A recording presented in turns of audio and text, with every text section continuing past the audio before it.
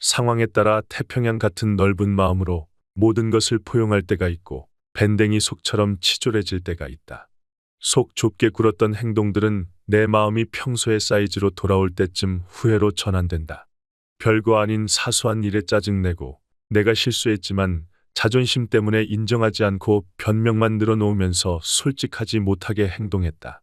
남한테는 좋은 사람이고 싶어서 좁은 마음을 감추고 선을 지키지만 가까운 가족에게는 그렇지 못한 경우가 많다. 이중적인 내 모습을 볼 때면 내 그릇의 크기가 궁금해진다. 나는 그릇이 큰 사람일까 작은 사람일까? 특히 삶이 힘들어지면 내 마음과는 다르게 더 눈치 보이고 무기력해진다. 최악의 상황을 만나면 나의 마음을 숨길 틈도 없이 밑바닥까지 드러난다. 공자는 혼란한 세상에서 흔들리지 않고 넓은 마음으로 바른 삶을 살 수 있는 지혜를 남긴 동양 철학자이다. 그는 혼란만이 가득한 춘추 전국 시대를 살아가면서도 나다운 삶을 잃지 않고 많은 가르침을 남겼다. 춘추 전국 시대는 자고 일어나면 내가 속한 국가가 바뀌는 정도로 나라 간의 경쟁이 치열하였고 내부적으로는 하극상이 만연하여 규율 없이 불확실함으로 가득한 세상이었다. 생존을 위하여 치열하게 경쟁하고 병력의 힘이 절대 가치인 전쟁 속에서 그는 일평생 고민하여 논어를 담아냈다. 그리고 논어를 통하여 그릇이 큰 사람으로 살아가는 것이 어떤 것인가를 우리에게 전해 주었다. 공자는 말했다. 다른 사람이 나를 알아주지 않는 것을 걱정하지 말고 내가 남을 알지 못하는 것을 걱정해야 한다. 그릇이 큰 사람이라는 의미는 나에 대한 타인의 평가에 일희일비하지 않는다는 뜻이다. 기준이 확실하고 인생에 대한 확신이 뚜렷할수록 나만의 인생을 살 수 있다. 타인이 내린 나에 대한 평가는 내 인생에 직접적인 영향을 주지 못한다. 누군가 나보고 게으르다고 해서 내가 게으른 사람이 되는 것은 아니다. 남들의 비난은 그저 허상일 뿐이며 어떤 말도 나의 본질을 바꿀 수 없다. 나의 본질은 오로지 나만이 변화시킬 수 있다. 중요한 것은 나 자신을 잃지 않는 것이다. 나 자신을 잃지 않기 위해서는 끝없는 배움과 노력이 필요하다. 우리는 특히 직접 경험하지 않고도 간접적으로 역사 속의 인물과 현존하고 있는 다양한 사람들의 생각들로부터 많은 것을 배울 수 있다. 예를 들어 인간에 대한 이해를 높여주는 심리학이 그 중 하나이다. 주변의 눈치를 많이 보는 사람에 대한 심리를 분석해보면 감정 기복이 심한 부모님 밑에서 자란 경우가 많았다. 부모님은 어렸을 때부터 쉽게 화를 내고 소리를 질렀다. 그럴 때마다 부모님이 기분이 안 좋은 이유가 나 때문이라고 생각해서 눈치를 보고 비위를 맞추기 위해 애썼다. 어릿광대처럼 부모님 기분을 좋게 해야만 버림받지 않고 계속해서 사랑받을 수 있을 것이라고 생각했기 때문이다.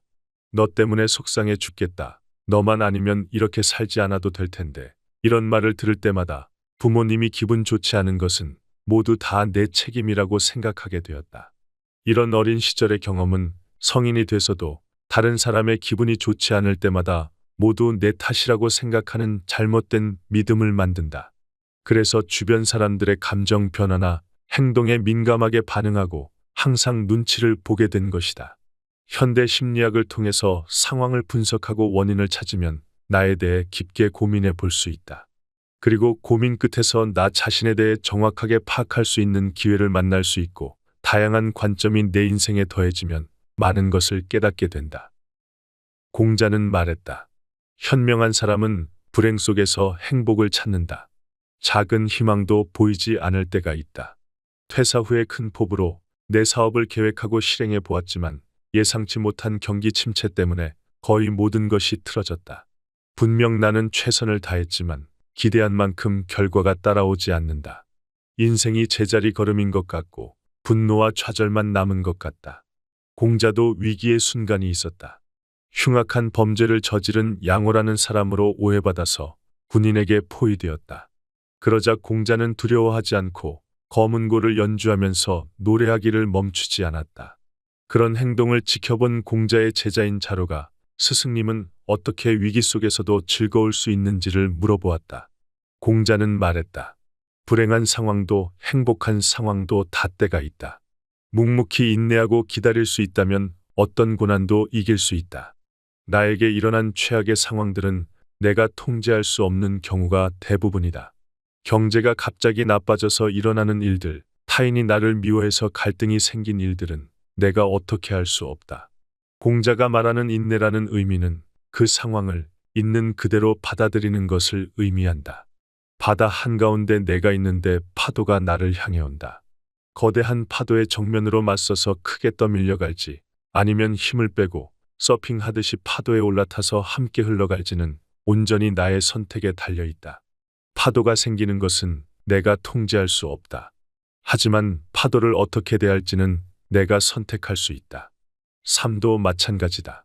일어난 일은 이미 일어났고 내가 과거로 돌아가지 않는 이상 절대 막을 수 없다. 고통과 불행이 나를 찾아왔을 때 내가 어떻게 대응하는지가 중요하다.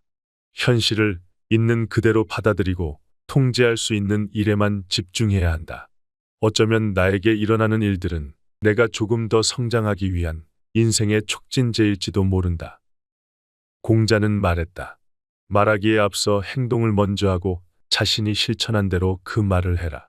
이 말은 공자가 제자 자공에게 했던 말이다. 자공은 공자의 제자들 중에서 가장 성공한 사람이다. 그는 정치적인 수완이 뛰어나서 노나라와 위나라의 재상을 지냈다. 똑똑하고 경제적으로 성공한 사업가이면서 훌륭한 외교관이었다. 특히 언변이 뛰어나고 남을 설득하는데 재능이 뛰어났다. 공자는 자공의 행동이 앞서 나가는 것을 걱정해서 말보다 행동을 강조하라고 자공에게 말했다. 말솜씨가 뛰어나면 자본주의 사회에서 능력을 인정받을 수 있다.